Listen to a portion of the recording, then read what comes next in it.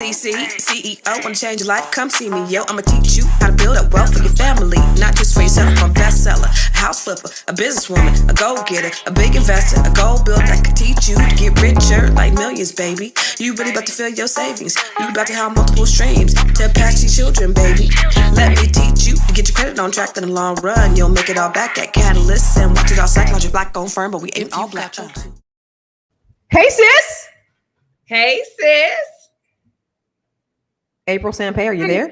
Caller, are you there? I'm like, so we ain't even sisters no more.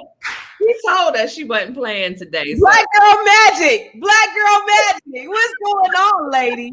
Yes. Hey. What's on with y'all today? Oh my gosh. Are you okay, April Sampay? Are you anybody's friend today? No, I'm nobody's friend. I mean, I don't know how I got kicked out. Now I know Constance was, teetering that fine line, but I thought I was still good. What happened? Well, both y'all two are always in my good graces. Okay. But I can be honest in saying, who loved Jesus today? You know what? Listen, Jesus, don't try me. 'Cause I throw hands. Sing it, girl. Whoa! Sorry, I'm sorry. Sing, go. Let me go ahead and give you a minute. Let me give you let it all out, Blue. Let it all out. Go ahead. Oh, I want you to try, Jesus. Don't try me. 'Cause I throw hands. I need my church playing. Woo! Y'all, welcome. I want to welcome everybody in today, you guys. It looks like we got so many people who are viewing right now from all over the world. Ladies, we have people who are viewing from where you guys are. I know, April, where are you at? I'm in the country. Over there. Oh, over there. What about you, Stay? I am here in the DFW, Dallas, Fort Worth. Yeah. And I'm in California. See, she ain't gonna play today. Look, shit. Jay said he got the Holy Ghost. April ain't gonna play nice today. Something is going on, and I can't wait to hear all about it. But I wanted to welcome you guys in to the Fly Nubian Queen, the channel, the station for melanated people just like you and you and you and you too. And you light skinned too, but it's for you as well. So I want to welcome you guys in today. And I know you guys are from all over the country, all over the world. So put in the comments box where you guys are hailing from, because we want to know. And we also want you to be a part of this show. Yeah. So make sure that if you have something to say, go ahead and post it in the comments box. But if you want to come on live with us and talk about it live with us about what we talking about today, go ahead and click that link up in the subject line that gives you the link, and you can actually jump on live with the three of us tonight. And we want to hear your opinion, because this is a very valid, I believe, this is a very valid topic, because we talk about it all the time as Black women, and this is for Black women, and it's by Black women, and it's about Black women, and we're gonna talk about Black women teams today because we are Black women. And that's absolutely. So you guys go ahead and click if you guys want to get on the show. Go ahead and click on the link that you see, and we can talk about it. But first, I want to talk to April. What is going on with you, lady? Like, we got to chat like 30 seconds in the green room. She said she wasn't having a good day. You good, sis? What's going on? You know what? Honestly, I'm not gonna lie. I'm magically delicious. I'm blessed and highly flavored. I just think that it has nothing to do with my sisters. And when I say my sisters, I mean my sisters, like the people that are in my circle. And I think that that's why we grow, right? It takes a village. So my village is always a village that will keep me up and keep me lifted. It's those people that are outside said village that makes my ass itch. Woo. So, okay, as we talking about this, these people who are making your ass itch, I just want to recognize some folks. I want to recognize Higher Ground from Hotlanta, Handmaiden. Hey, you watch the Handmaid sales? Oh my God, it's so good. Handmaiden of I Am from Fresno, California. Mr. Larry Lott from Flint, Michigan. Fries from Houston, Texas. Hey, ladies. Make sure as you come in, you hit the thumbs up. Please, we want as many people to like this, and also make sure you are sharing this out with all of your friends. Send the link to your girl, because we want to have a discussion. Like, this is real Black girl magic talk that we having right now. We are sisters coming together, sisters standing strong, and we want to talk about what things are important to us. So I want to go back to what's making April's ass itch. But before we listen to her, listen to what makes her ass itch, and make sure you're hitting the thumbs up. You are sharing. You're subscribing to the Fly Nubian Queen. You are subscribing to Nobody Works Harder Than Constance Carter. You're following April Sampay.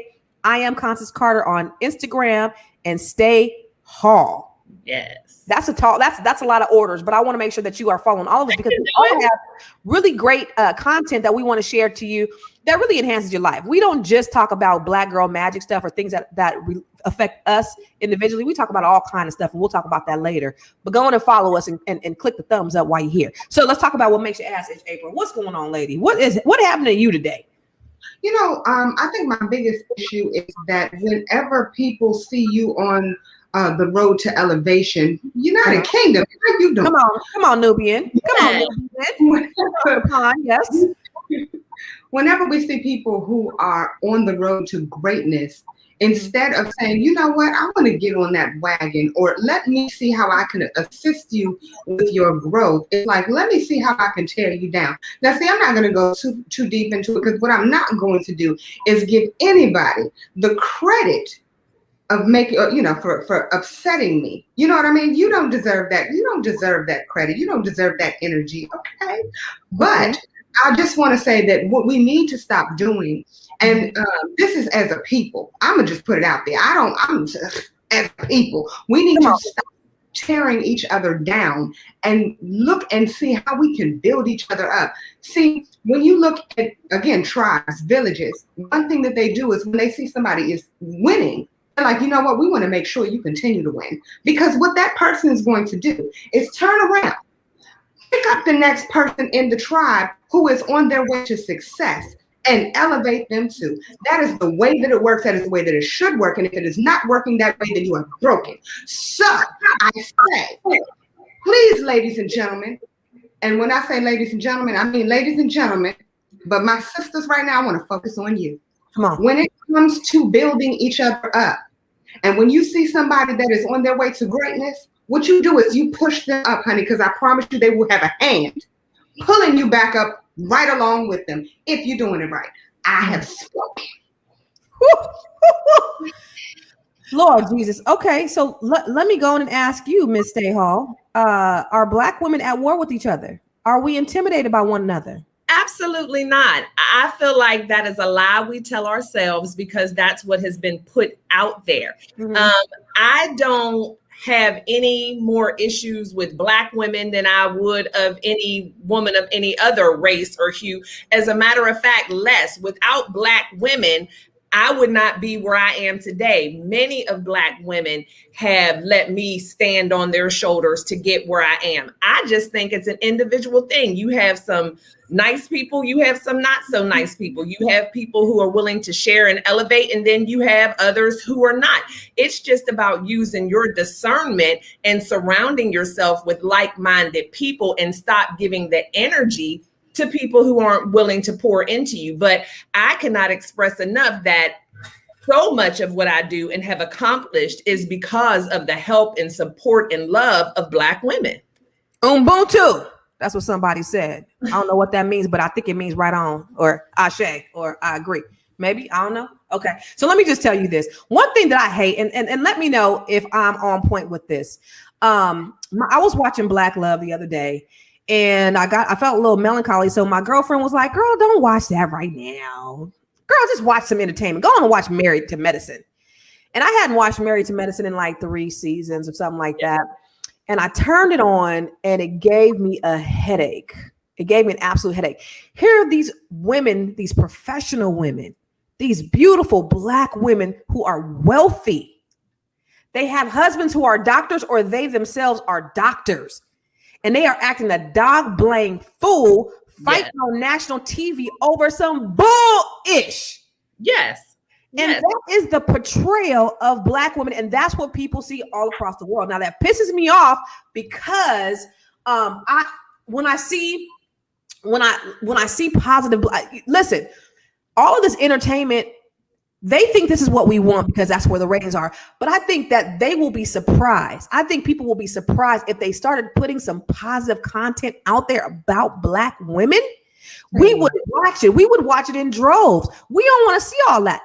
But that's all that they have that portrays us. And it drives me nuts.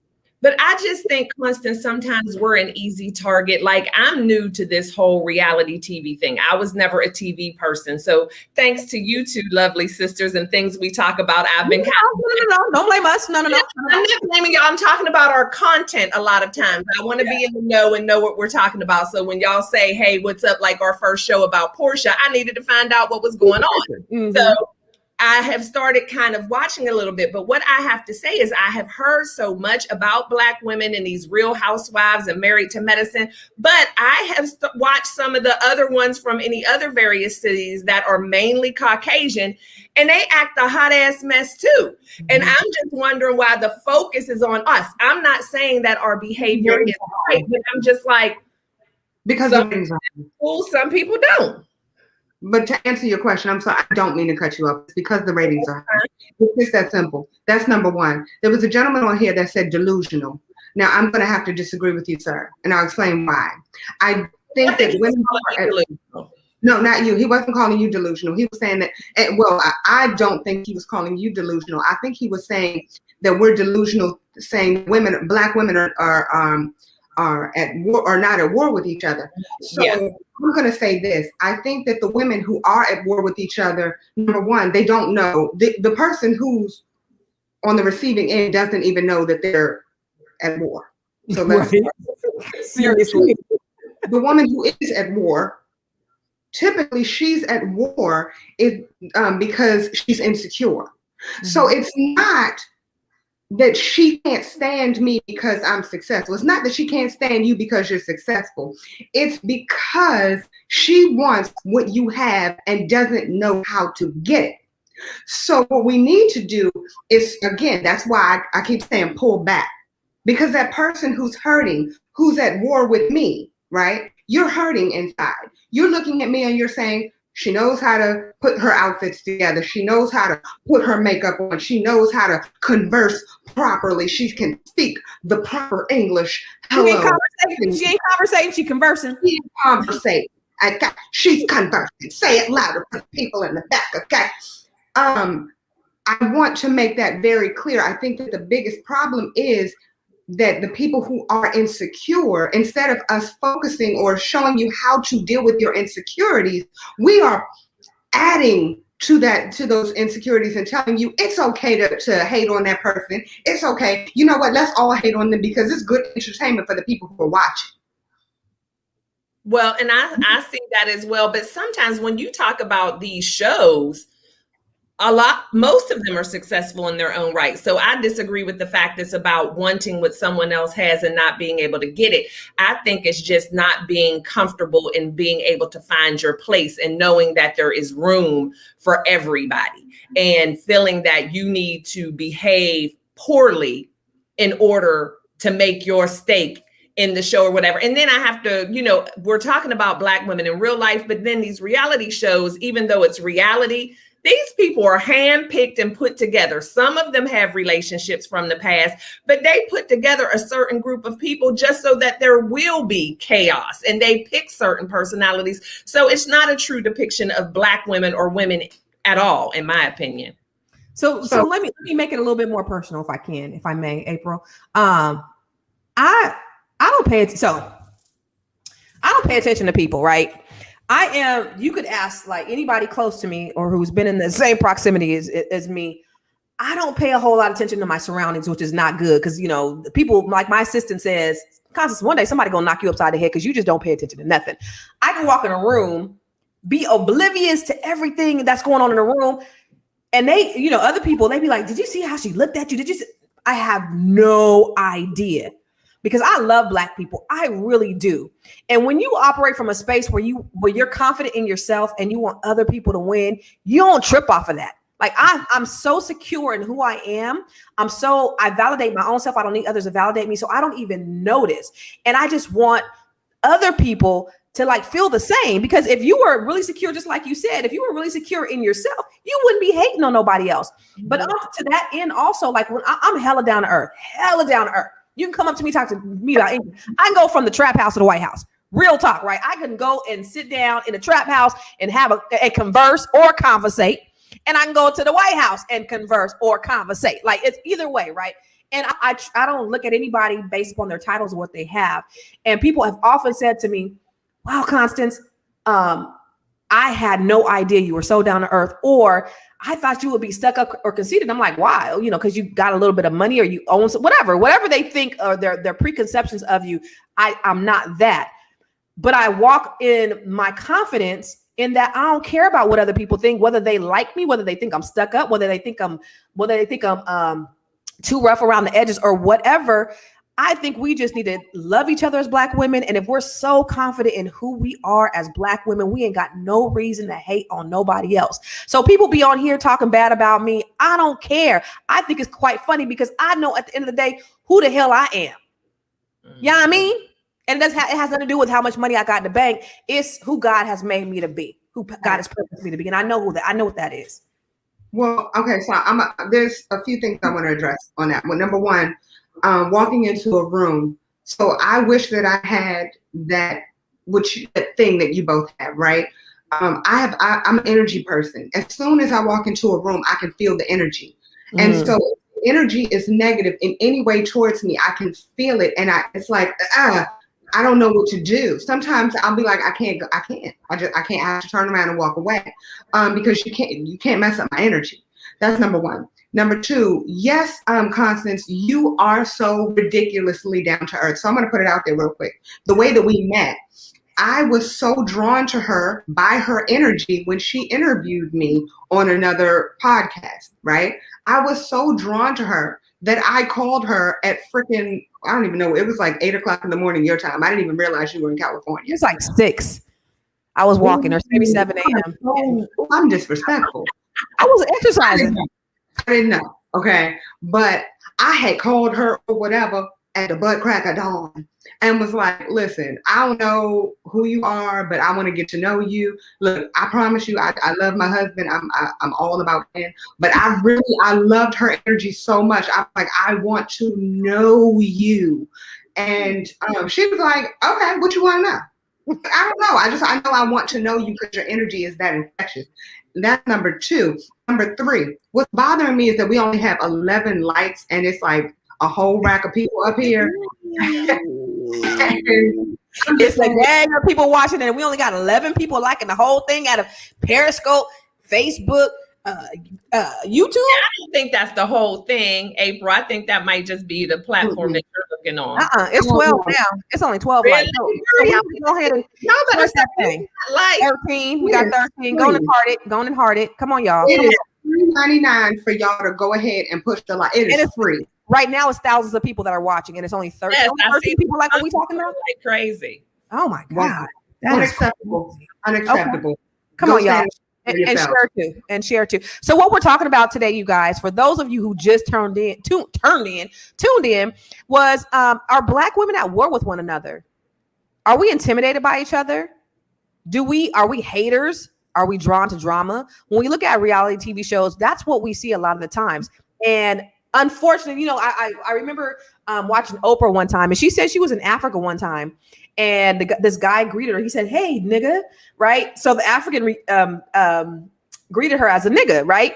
And she was like, "Why would you say that?" He said, because he thought that he was greeting her with a term of endearment, because that's all he heard Black people exchange in America by listening to the music or whatever. And so he thought he was giving her a compliment. And so when you look at this, and this is a representation that's posted around the world of this is who we are, a lot of those people don't know that there are people like Stay. There are people like April. I love these ladies because they have two very different opinions about things. They are, you got April, who is a free spirit. I talk to her, love, have sex, be free. And then you have Stay like, no, shut that thing down. Get married, and then have sex a month after you get married. Okay. So I love their differences of opinions, because we can be that. We can have all of those big differences, but still respect one another, still love one another, still support one another. You know what I mean? And that's what we have to be pushing out there. Not all this bull of what they do on this reality TV. We need more dialogues like this with women like us, regular everyday women who just want to just love each other and uplift each other. Real talk. See, and I have something to say about what April was saying and what she did, her interaction with you, and how she was compelled to just call you that next morning. She didn't even second guess it. But a lot of times I think with women and Black women, it is just that fear of being vulnerable, fear of rejection. Not that you don't want to give the compliment, not that you don't want to make that phone call and say, hey, I just want to know you. It's just that I think throughout history, we have been shut down and rejected and put down. And then we've been forced to be the infamous strong. And so then we're afraid to step out of that comfort zone. And then as well, I think the reason why we find ourselves fighting and turning over tables and different stuff like that is because it's easier to be angry than to admit that you were hurt and then have that crucial conversation. Because as a whole, I just think we have been bred, I hate to use that word, but to be on the defense, and we're just afraid to be vulnerable. And it leads into things that make it look like something that it's not. I have always been afraid to be vulnerable. Always. So did I mention on the show one time? So Lisa Nichols, right? My friend, my mentor, all that stuff. So there's this exercise that we do when we go to her retreats. And so I was in the global leadership program, and we had business owners from all over the world that was in this global leadership program. White, Black, whatever, men, women of all varying ages. And this particular day, I was the only Black woman in the class that day. And we did this trust exercise. And this exercise is when they blindfold us, and you have to have a person that walks you around, and you just have to listen to their voice. You can't touch, you can't anything. You just got to listen to their voice. And so when we get back to talk about our experience, she's like, okay, well, how did everybody do? And everybody's like, oh, it was great. It was wonderful.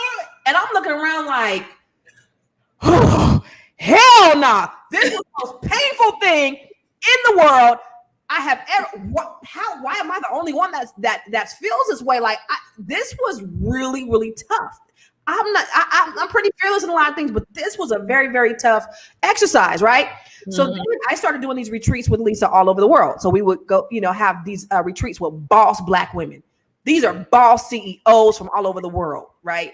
And so these are women who are CEOs and just doing the thing, operating at a very high level. We do this exercise with these Black women, and as we come and talk about it, everybody had the same experience as me. Right. And I was like, my tribe.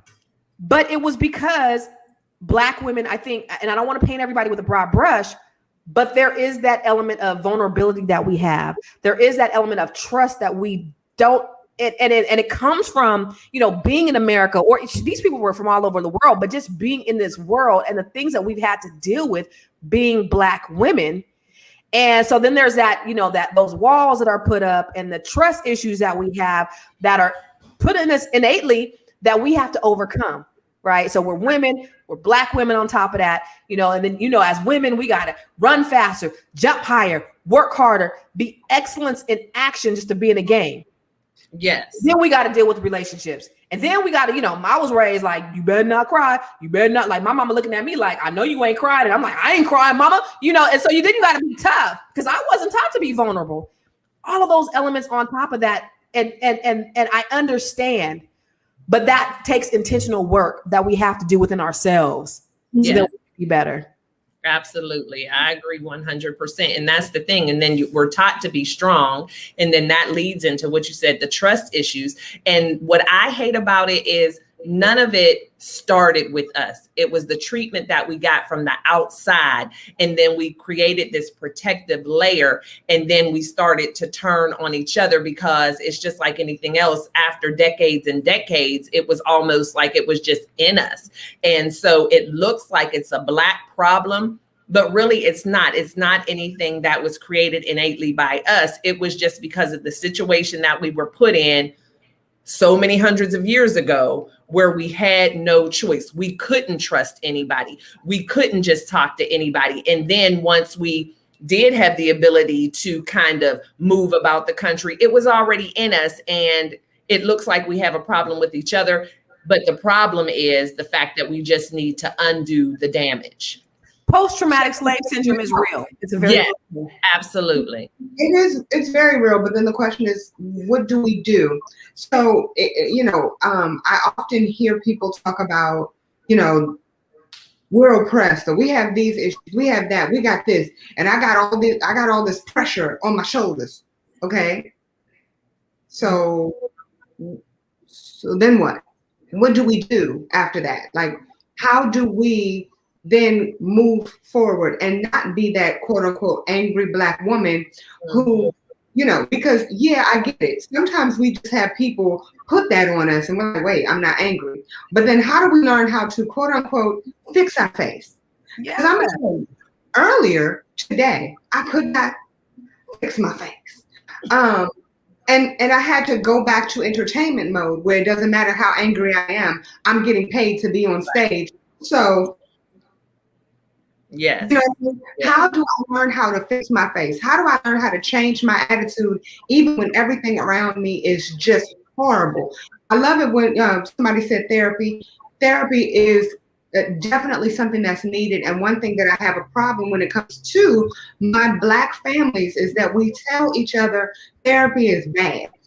No, therapy is good. Therapy is so that goes back from how long ago with family business, you know what I mean? And it's just like we have to evolve from that. It's like, you don't need to be going and telling nobody all your business, but that's exactly what we need to be doing.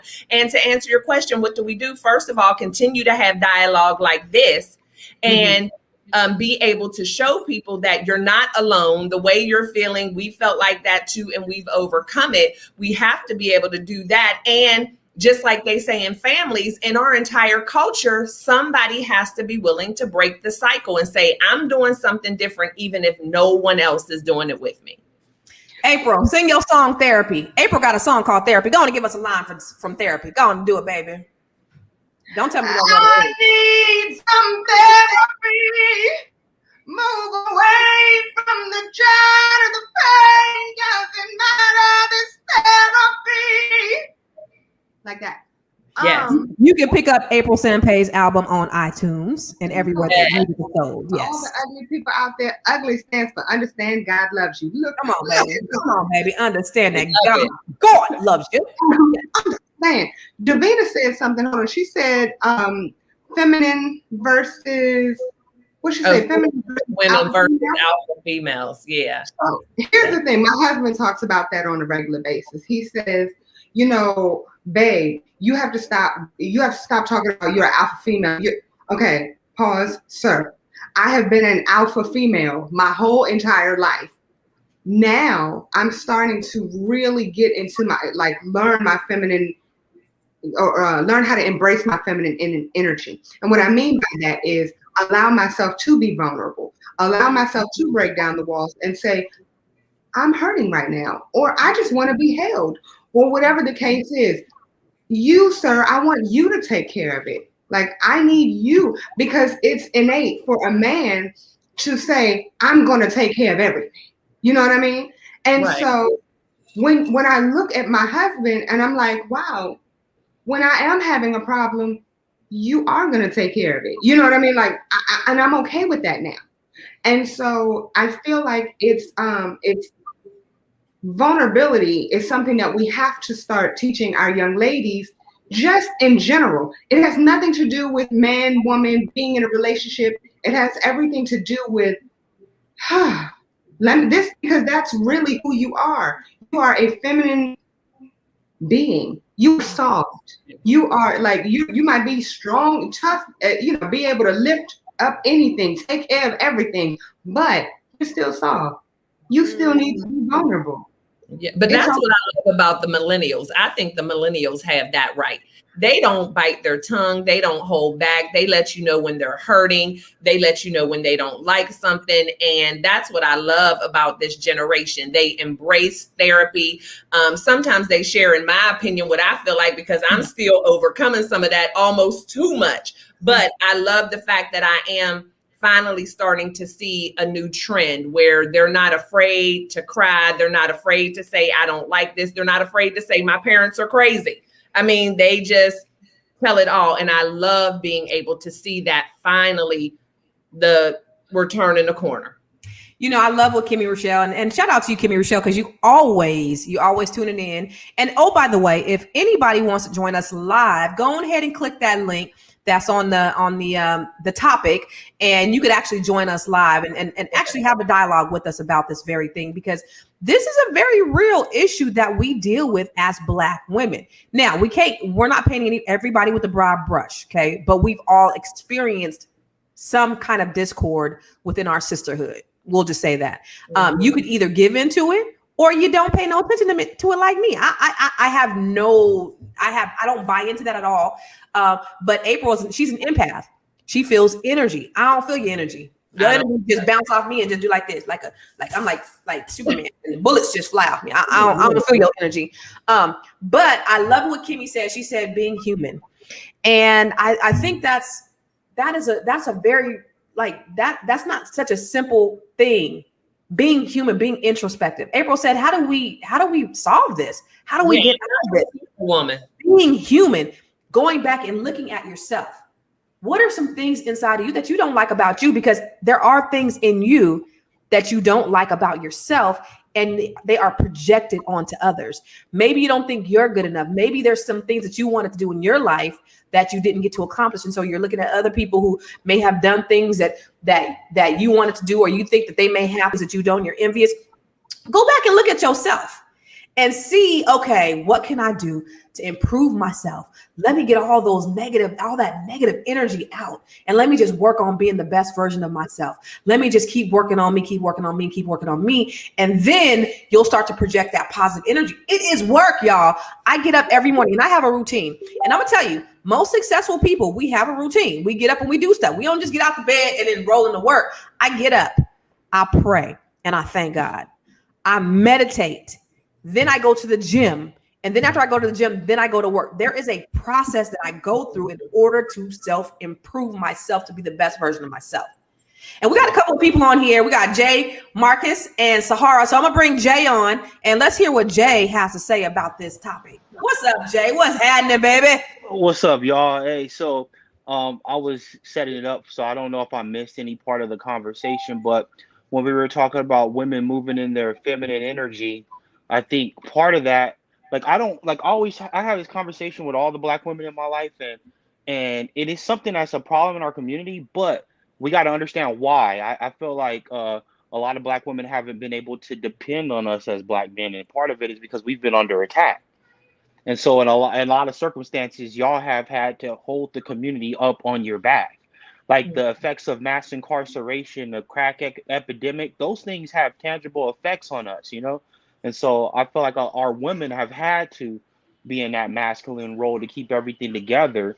But we have to have those, like that, the therapy, right? A lot of times we say therapy, you got to put therapy in the back of your head because a lot of us are broke and can't even afford it, right? So we're like, you just got to keep chugging along. But as we can't afford it, we need to have these things to correct these issues. Because what I've seen personally is when I've dated some Black women, they don't know how to let that masculinity go when I'm in the picture. It's like, you got to be able to trust me to be in that leadership role. And when I mean leadership, it doesn't mean that you're submissive to me or I'm the supreme overlord, but it's you got to chill and be in your feminine energy so that I can be in my masculine energy so that we can combine and be this strong unit. And this book right here, I think, and I'm not here to promote or proselytize anything, but this book, The Way of the Superior Man, explains the feminine and the masculine energy and how we communicate to one another in such a great way. I think it's a read that men and women need we need to read this because it helps us understand how we're communicating, because oftentimes we're communicating past each other. And I feel like us as men, lastly, I'm not here to monopolize the time, but I This is feel as good. men, thank you, I feel like as us as black men, as we start coming back into a leadership role within our communities and start helping create the culture that we need, it's going to help our women not be in a space where we feel like we're competing for the a bit of resources, right? So we need 100 resources, but we only have 50. So we always have to feel like we have to compete to get those 50 resources. Because if you're not the early bird, you're gonna end up not having a worm because there's not enough worms to go around. So we always look at each other as competition. And so that's some of this falls on our back. I'm not saying that because it's symbiotic. So some of this we need to step up as black men and make sure that we're creating an environment for our black women to thrive and succeed. And obviously there's exceptions like Constance and everybody that were able to succeed despite the odds. But for the community, we need to just do our part. That's all I got to say. There's nothing in the world like a self-aware man. I mean, I promise you. Big shout out to you. Yes, absolutely. Big shout out to you. Well said. So Latanya asked a question, and I want to ask that question to you. Can you provide an example of your experience with female masculinity? Your personal experience. Yeah, so I always explain this. Because I don't have a problem with a woman disagreeing with me. Any woman I'm with, I think it's necessary because two heads are better than one. But I always tell a woman, when you disagree with me, you need to disagree with me within your feminine energy. And what I mean by that is there's a certain way that men talk to each other, right? We regulate our conversation because we know that their combat is always an option.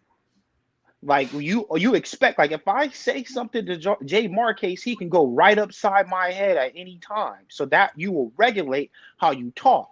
But women don't have that fear. So they could talk to us however they want.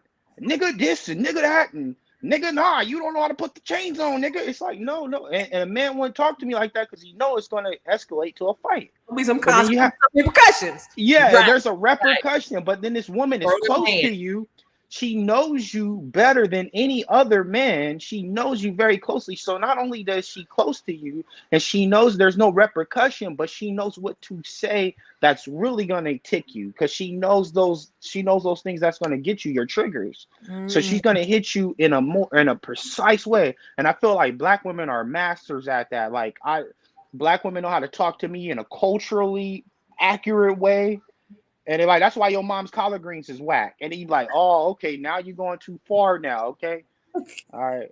So collard greens. Yeah, so it's basically it's just the way you're communicating. Like I like when, like if I'm putting the snow chains on and I'm doing it wrong, and my woman knows how to put the snow chains on, the tires on better than me, it's like, hey babe, I want her to come to me and be like, hey babe, let me just take a chance. Let me.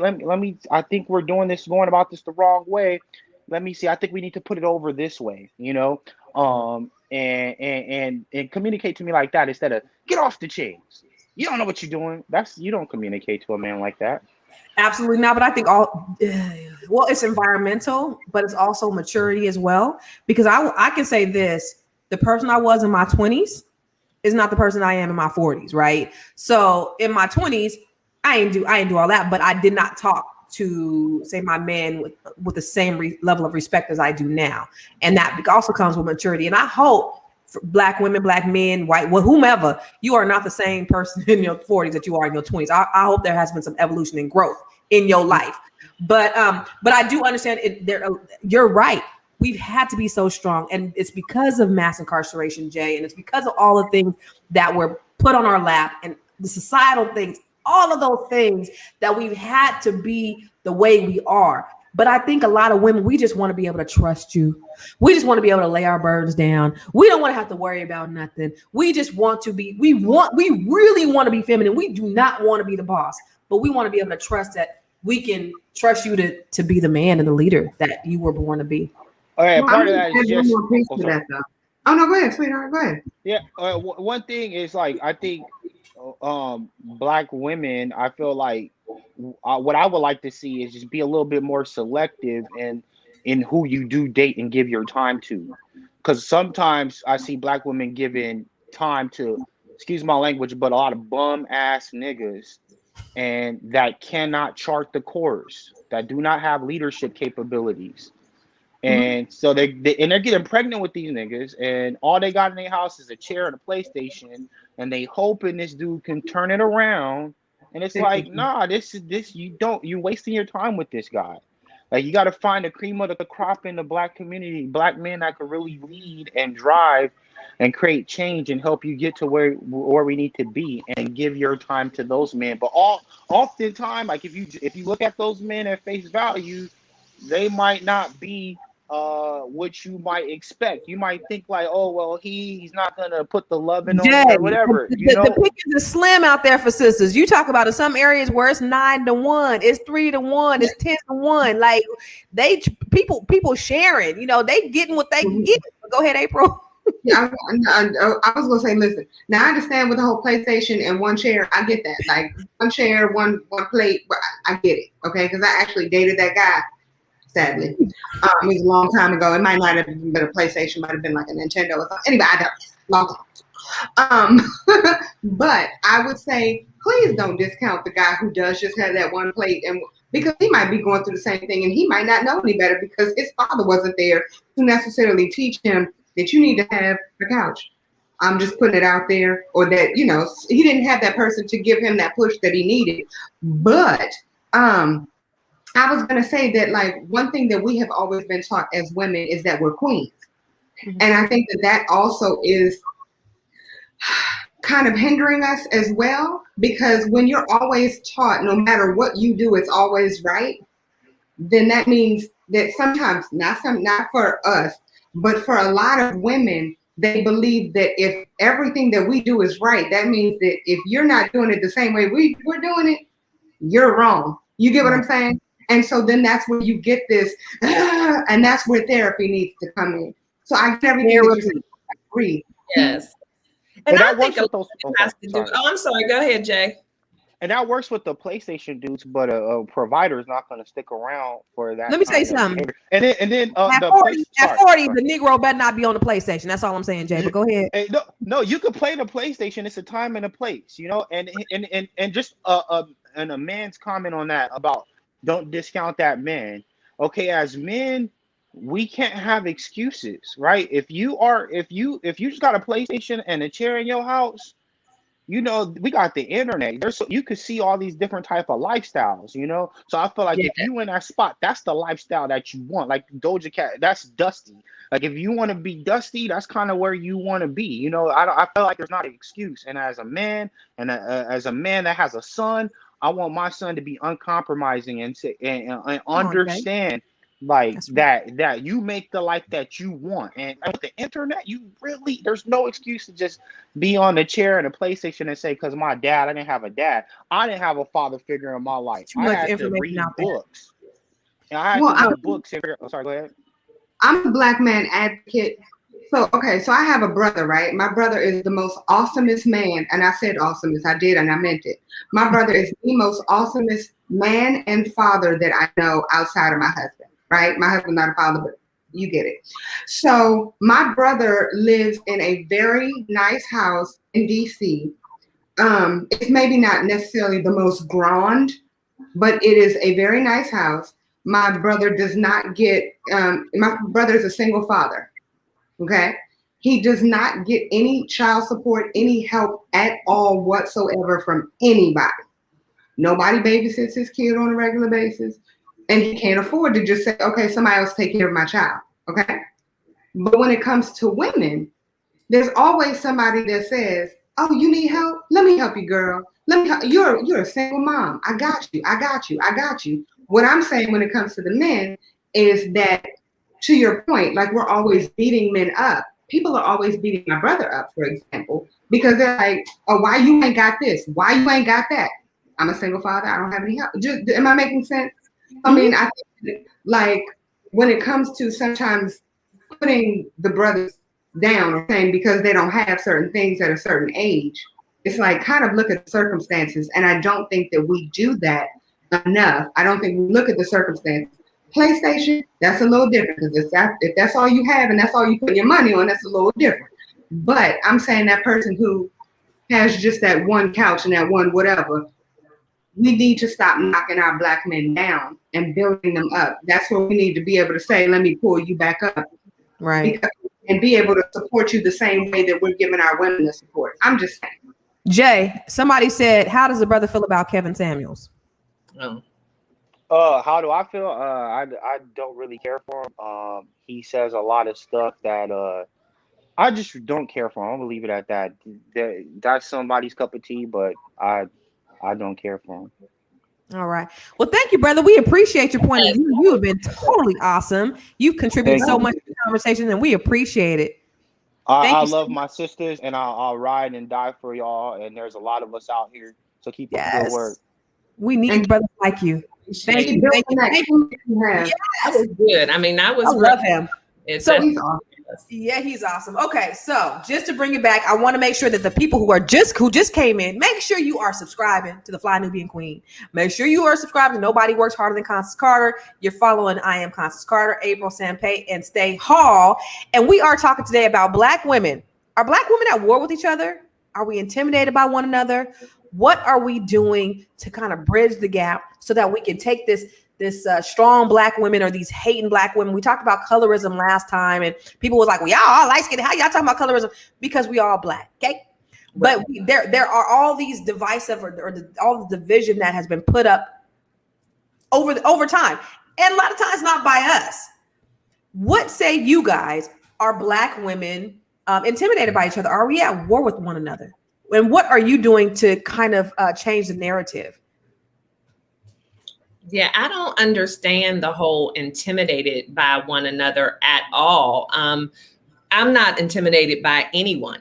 I have the awesome opportunity to be surrounded with a plethora of Black women who are operating career-wise at a level that I esteem to be. I am not intimidated by them. I'm grateful to be in their company so I can glean from them and be able to reach that level and do that. And so I just don't understand the intimidation, but I think that the underlying matter whenever we talk about these things is going to be a lack of self-esteem, which is why I push so hard with the Lifer Tribe and life. Love yourself first explicitly. Most of the time when we have problems with other people or we're intimidated by other people or we're triggered by other people, it's not the other people at all. It's us. And it's something that we haven't addressed and we feel like we are less than. The fact that I think that Stay Hall is the bomb.com, the fact that I feel like no one can do what I do better than me doesn't allow me to be intimidated because I already know I got it going on and I know what's for me is for me. So I may not be where I want to be yet, but there is no doubt in my mind that I'm going to get there. But why would I slow the process by being intimidated by other women who are already there when that's free education for me? Yeah. So I just think it's about how you feel. And so you have to, like we said, you have to be able to do the work. You have to love yourself first. You have to be honest with yourself when you're looking at someone and hating on them and she thinks she all that. No, boo, you must think she's all that. And that's okay. We have to be okay with feeling that. Yes, that sister is all that. Yes, that sister is beautiful, but we have to deal with it within ourselves first. And I saw a Lifer Tribe. Thank you for that Lifer Tribe, Vonda. But yeah, that's what I think it is. It's all an internal thing. And that's a hard thing when you have to look in the mirror and say, you know what? It's not them. It's me. I love what Davina said. Whatever you project out is a reflection of you. And it goes back to you doing the work. Like, listen, y'all, listen.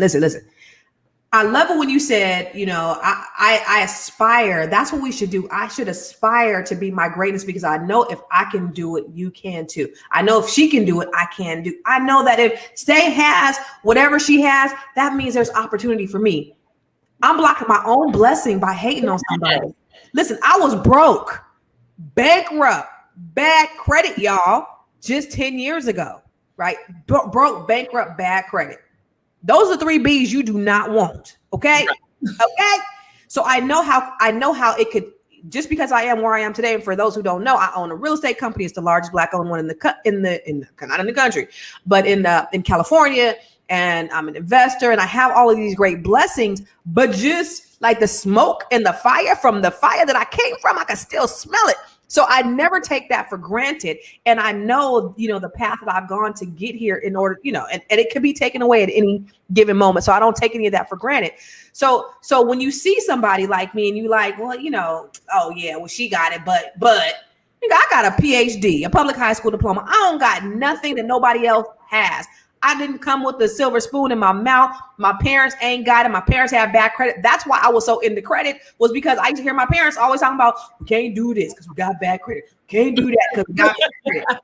Yes. So this is the lineage that I came from, but I just knew because my aunt told me when I was 7 years old, you can do anything you want because you are equally as important as the president of the United States. So I thought that I deserved it. And so when we come to a place where we know that we deserve everything that this world has to offer, then the hate starts to remove itself. It starts to release itself. When we know that we deserve, that I deserve as much as April deserves as much as Stay, we all can get it. It's enough out there for everybody to have it. Then you'll start to see all of those things start to go away. Then Right. we can come together, because at the end of the day, we need each other to survive. At the end of the day, our legacy depends on how we act and how we treat one another. We cannot go at this alone. There's an African proverb that says, if you want to go fast, go alone. But if you want to go far, we got to go together. So we got to take out the hate. We got to stop hating on each other. We got to start working together. We got to start building this shit together. Y'all, we can't be hating on each other. I need you guys. Yeah. I need everybody that's sitting here on this live today. I need you guys. We need to start practicing collective economics so that we can make it to the next level. Stop all this hating BS, because we gonna keep each other down there. We trying to elevate, y'all. I promise. And if we can start working together, stop hating, shit, we can get so much further. Come on.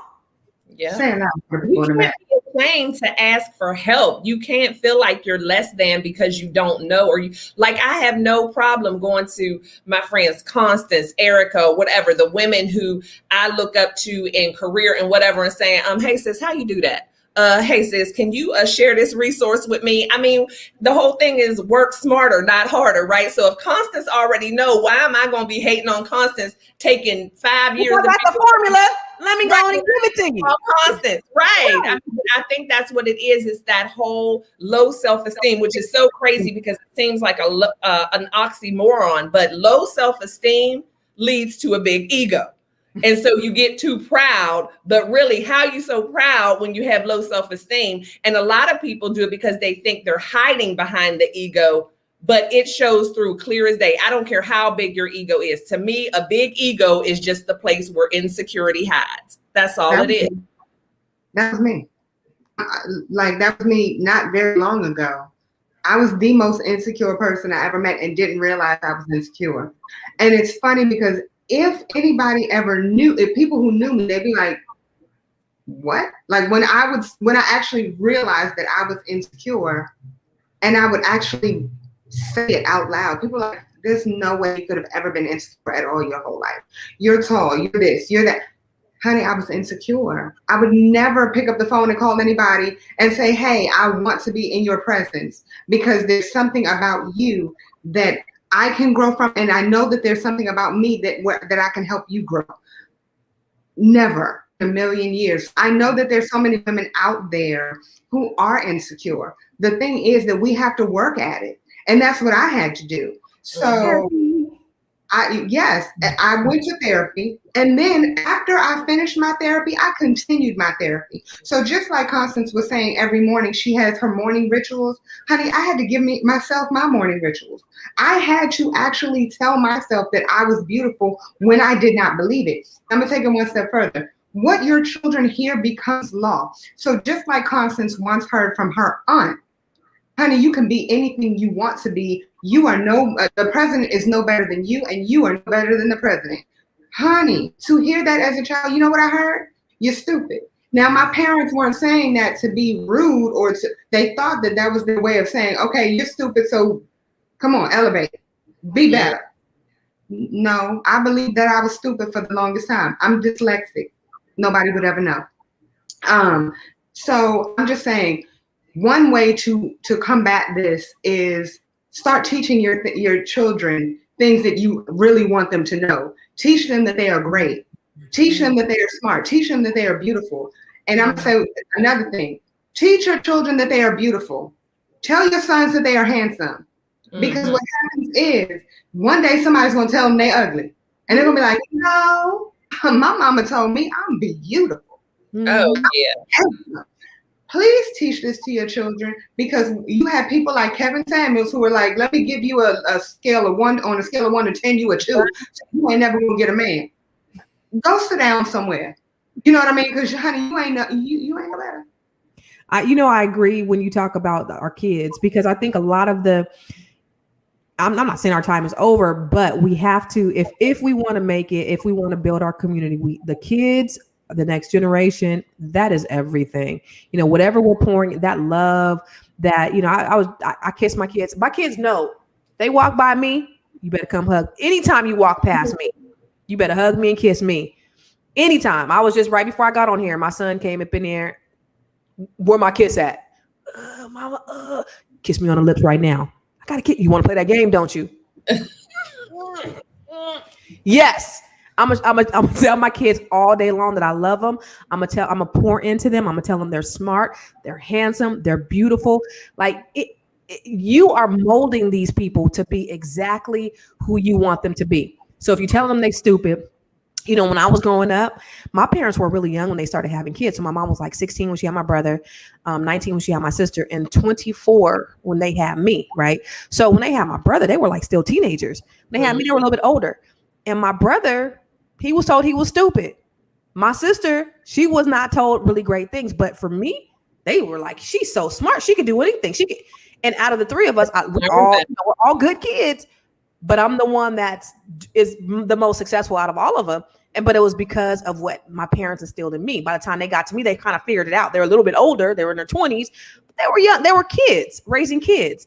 So we are absolutely molding those people to be what we want them to be. Whatever we want them to be, they're blank slates. They're blank canvases. So if we want to push our community forward and we want to make a difference, them babies is it. Yes. I'm sorry, April. Go ahead. No. I was going to say 4 months in the womb up until the age of 7. So from 4 months pregnant up until the age of 7, your children are a sponge. So if you decide to put some earphones up to your belly and you're playing daily affirmations for your child, that they're a sponge. They are soaking it all up. And anything that you put behind the words, I am, are true.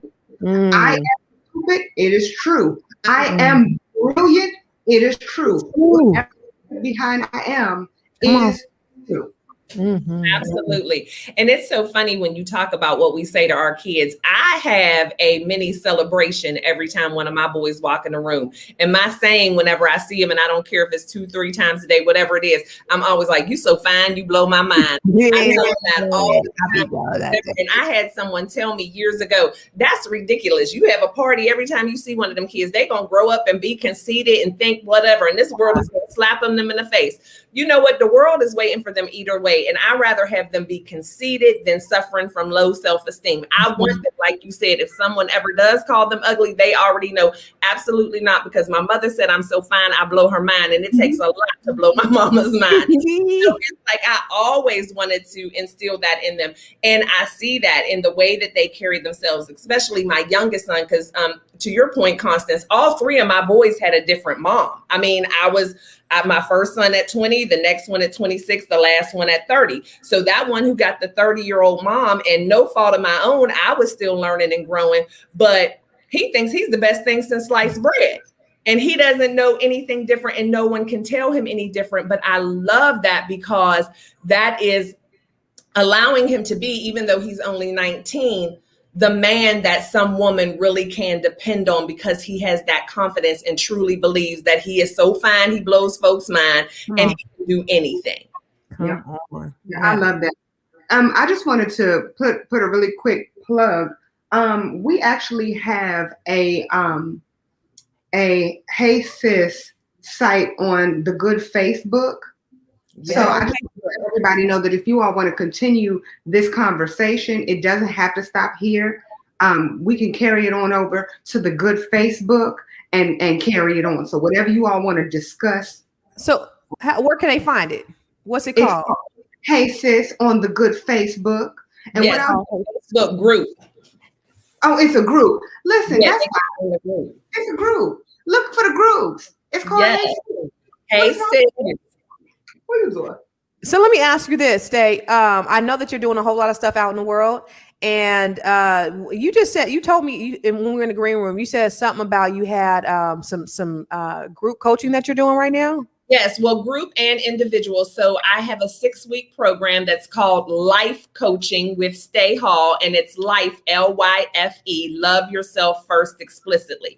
And so it is a 6-week session, 6-week program, and my last ones will be ending out in July. So I will have openings starting in August for life coaching, Love Yourself First Explicitly with Stay Hall, and just helping people to get to that place where they can be living at their highest self and truly living their best life. I love it. I am a life coach, certified soft skills trainer, motivational speaker, and author. I am Stay Hall. I help people elevate their leadership skills and boost their emotional intelligence, all the while giving them the resources and tools they need to reach the level of success they desire and deserve. And as a result of working with me, my clients are able to achieve their goals and operate at their highest self and live their best life. So if you guys want to sign up for Stay Hall's life coaching, where do they go, Stay? They can go to stayhall.com, or they can hit me up on all social media, YouTube, Instagram, LinkedIn, all of that at Stay Hall, and get in my DMs. You know what I think for a lot of Black women, the reason why they so mean is because they don't eat right. But you know what?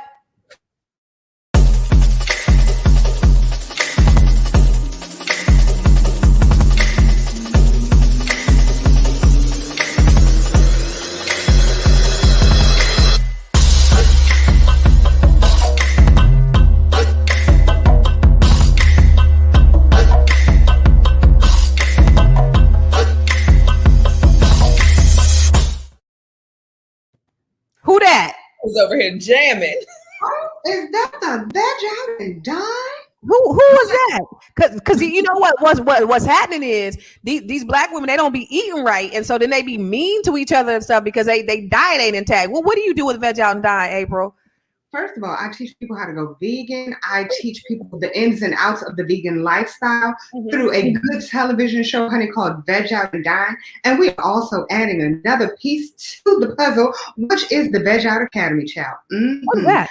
8-week class coming up. So all of you people, yes, I said you people, all of you people who are looking to become a vegan, you can hit me up at vegoutandDine.com and just hit me, give me a little note. Let me know that you are interested. It actually starts July 20th.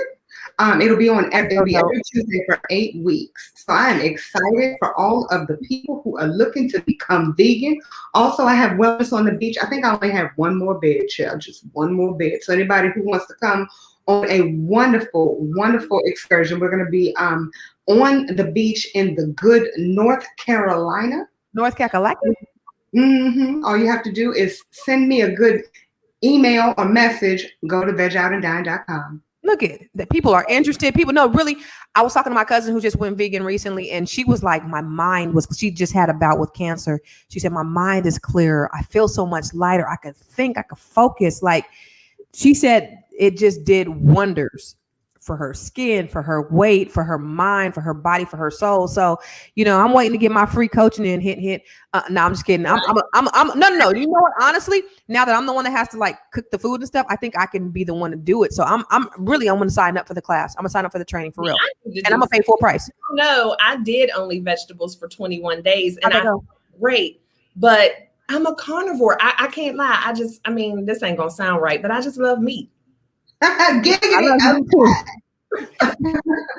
yeah. We all love meat. We all love meat. So I'm gonna need your help. I need to sign up too.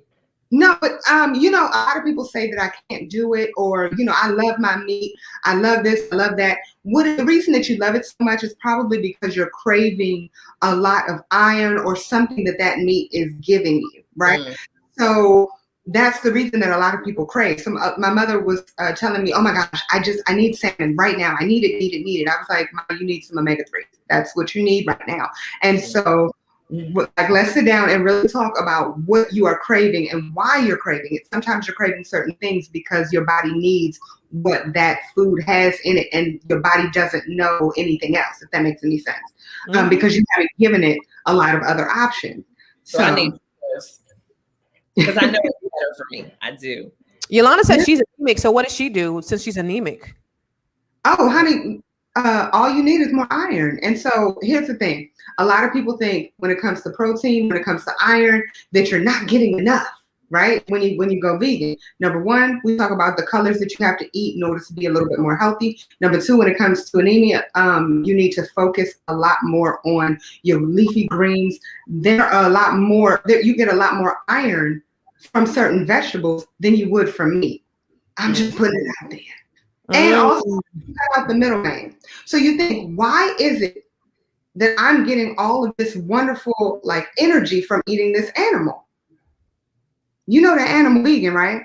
Oh yeah, you real smart, April. Oh, that animal is vegan, and that animal weighs so much more than you.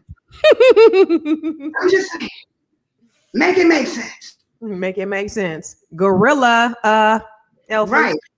Elfie says she's a 7-day Adventist, so you know she's a vegetarian. That's what they eat. That's what they do. They don't eat meat anyway. They eat them veggie burgers. I grew up with them 7-day Adventists. That's how they do. So I'm just going to share something with you about one of the things I'm doing. I got a whole lot of stuff going on from upcoming retreats and conferences and things like that. But what's pressing, if you are in the Northern California area, I own the largest African-American owned real estate firm in California. I'm an investor. I do all kinds of stuff. But let me just show you what I'm doing on Saturday. When you own a dope ass co-working space, event center, podcast studio with classrooms.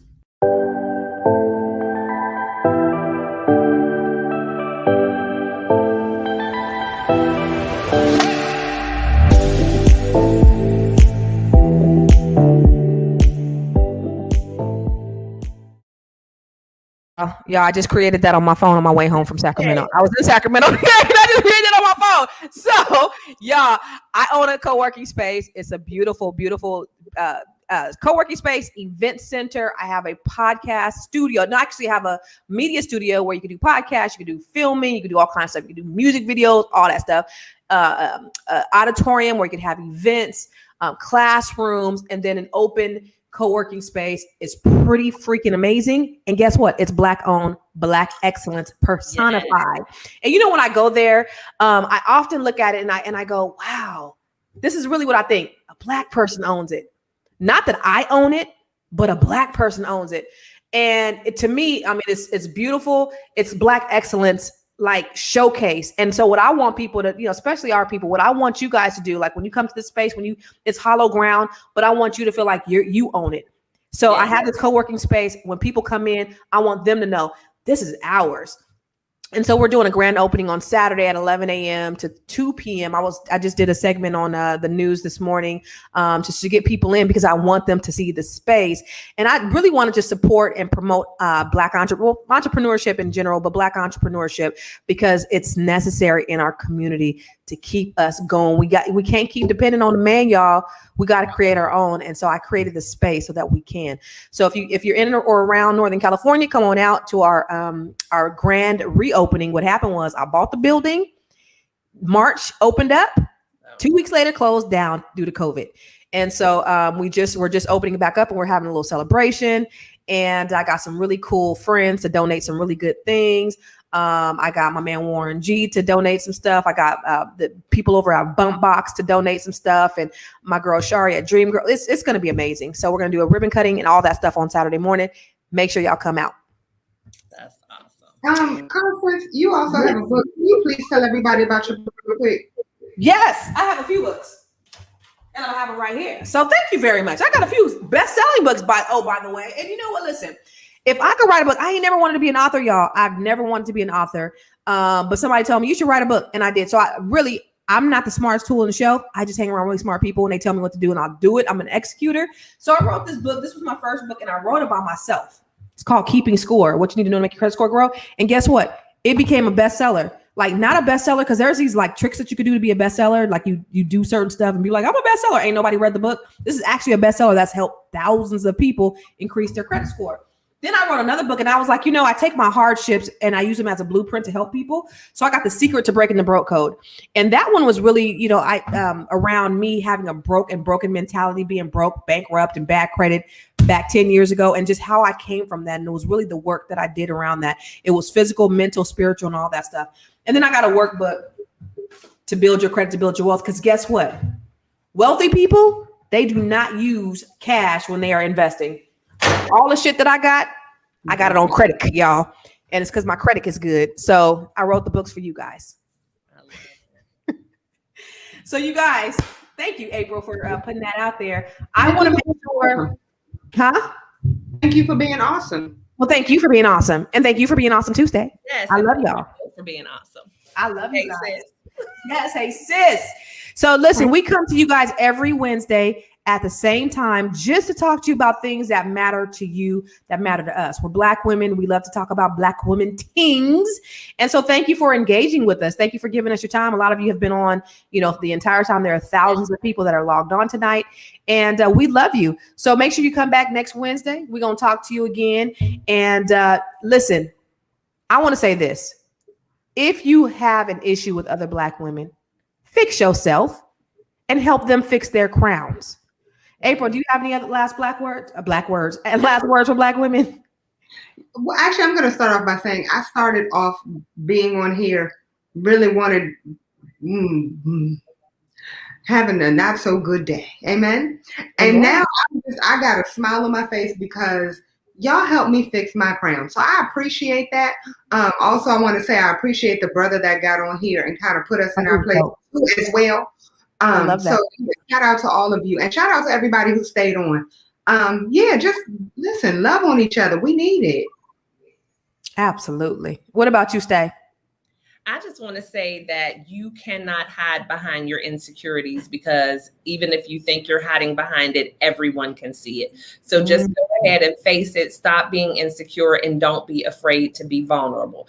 Don't hold yourself back by trying to hold somebody else back. Go ahead, ask that question, give that compliment, do that thing. It doesn't hurt, I promise, and you will be better for it. We need each other. We need each other. Yes, I need you ladies. Paul is for everybody. It's not only for Black women. Y'all all come out. The co-working space is for everybody, not just Black women. Okay, and not just for Black people. It's for everybody. I ain't turning down no money. All money's green. And I agree with Country Boy. April is so gorgeous. Yes, she is. April is so gorgeous. Yes, she is. Yeah, and listen, April normally gets hate, so I'm loving the love. Thank you. Look at God. Hallelujah. Hallelujah. Got some fan mail saying you was having a bad day. Honey, I usually get hate mail. I am nobody's friend. They said she was nobody's friend, y'all. They said April is nobody's friend. Oh, and what's the other one? I'm also the way you do your eyes. Oh, you can't be trusted. I can't be and I think I was suspect. Oh yeah, you were suspect. That's what it was. Yeah. We look at the comments and it's so funny. We laugh. So you guys can talk about us all you want to. We don't care. We love it. We love it. We laugh at it. We screenshot it and we laugh at it because we believe it's beautiful. So listen, thank you guys. We'll see you guys next week, same time, same bat channel. Thank you guys.